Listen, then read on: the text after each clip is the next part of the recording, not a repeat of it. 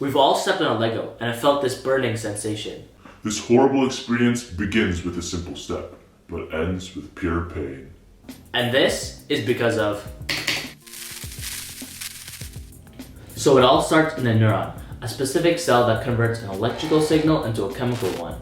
When there is no signal, the neuron is at a resting membrane potential of negative 70 megavolts. This means that the inside of the neuron is negatively charged relative to the outside. And the main ions causing this difference in charge are potassium and sodium. With more potassium inside the cell, these ions naturally move out of the cell through channels, making the membrane potential more negative. On the other hand, with more sodium outside the cell, these ions naturally move into the cell, making the membrane potential more positive. These processes are competing, like me and my brother arm wrestling. So where me and my brother reach a stalemate is where around the resting membrane potential would be. But me and my brother eventually get tired, so we need motivation to keep arm wrestling, which is exactly why sodium-potassium pumps need to move sodium and potassium back to where they started, so they keep naturally moving and competing, forming that special stalemate at the resting potential.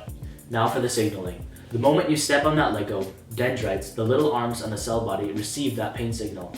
The dendrites can actually receive a bunch of these signals, and they all add up to give the cell a green light or a red light. If it's a red light, the membrane potential drops, and that's about it. But if it's a green light, the membrane potential goes up, and we're gonna get an action potential.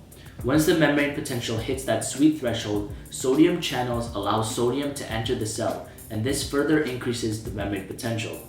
Then at the peak, we get an action potential, and those sodium channels close, but then potassium channels allow potassium to leave the cell, and this decreases the membrane potential. But that little dip is like when you crash after a sugar rush, and you need a little bit of time before you get back to normal. This cycle only happens in one place along the axon, but that initial increase in membrane potential leads nearby regions of the axon to also increase their membrane potential and to hit that sweet threshold, continuing the cycle. It's like when you see someone yawn, and you can't help but also yawn, and just like that, we're all yawning and the action potential is traveling down the axon. And those blobs along the axon are called myelin sheaths, which help to insulate the action potential. Once the action potential finally reaches the nerve terminals at the end of the axon, calcium channels allow calcium to enter the cell, and this leads to the release of molecules called neurotransmitters, the chemical messengers that can pass on the signal to the next neuron. But there's a gap from neuron to neuron called the synaptic cleft. So the neurotransmitter crosses this gap and binds to the receptors found on the dendrites of the next neuron, giving that neuron the red light or green light. Alright, so the signal is passed from neuron to neuron, allowing our Lego impaled feet to tell our brains just how much a Lego can hurt. Thanks for watching. This was